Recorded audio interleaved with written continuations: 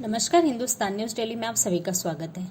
नेपाल के प्रधानमंत्री का भारत पर हमला, कहा सत्यमेव जयते या सिंहमेव जयते। भारत और नेपाल के बीच लिम्पियाधुरा, लिपुलेख और काला पानी को लेकर विवाद और गहराता जा रहा है। नेपाल का नया नक्शा जारी करने के एक दिन बाद नेपाली प्रधानमंत्री केपी शर्मा ओली ने संसद में भारत पर सिंहमेव जयते का ताना कसा। ओली ने इशारे ही इशारों में भारत पर ताकत का इस्तेमाल करने का आरोप लगाया और कहा कि भारत के राज चिन्ह में सत्यमेव जयते लिखा हुआ है या सिंहमेव जयते।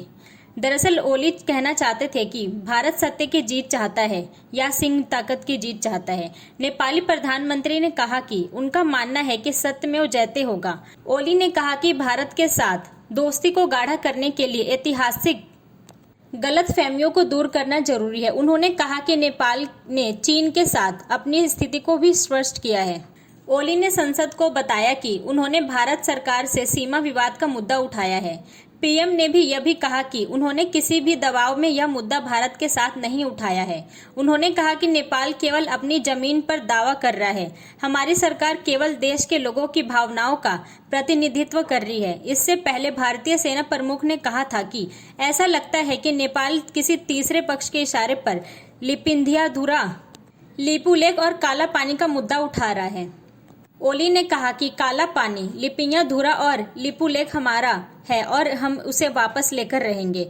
उन्होंने आरोप लगाया है कि भारत ने अपनी सेना इन जगहों पर रखकर उसे विवादित इलाका बना दिया। उन्होंने कहा, भारत के सेना तैनात करने के बाद वहां पर नेपाली लोगों का जाना रोक दिया गया। उन्होंने कहा कि भारत ने वर्ष 1960 के दशक में सेना को तैनात किया था। इससे पहले पड़ोसी देश नेपाल ने अपना नया मैप जारी करने का ऐलान किया था। इसमें कम से कम 3 इलाके ऐसे होंगे जो भारतीय सीमा में आते हैं। सोमवार को प्रधानमंत्री केपी शर्मा ओली के नेतृत्व में कैबिनेट की बैठक के दौरान इस मैप को मंजूरी दी गई।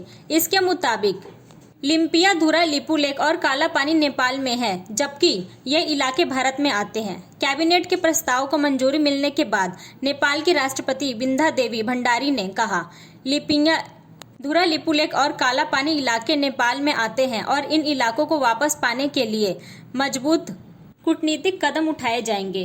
नेपाल के सभी इलाकों को दिखाते हुए एक आधिकारिक मानचित्र जारी होगा। इस खबर में बस इतना ही। ऐसी खबरों के लिए हमारे चैनल को लाइक, शेयर और सब्सक्राइब जरूर करें। धन्यवाद।